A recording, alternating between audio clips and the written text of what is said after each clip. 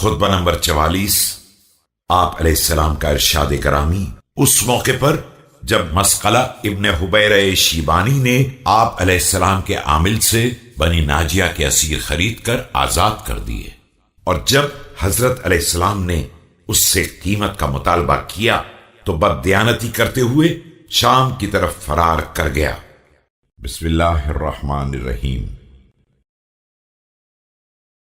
خدا برا کرے مسقلہ کا کہ اس نے کام شریفوں جیسا کیا لیکن فرار غلاموں کی طرح کیا۔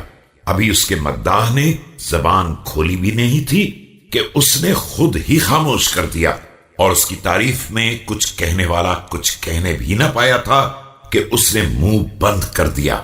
اگر وہ یہیں ٹھہرا رہتا تو میں جس قدر ممکن ہوتا اس سے لے لیتا، اور باقی کے لیے اس کے مال کی زیادتی کا انتظار کرتا۔ Allah may be bad to Mazqala. He acted like the noble but fled away like a slave.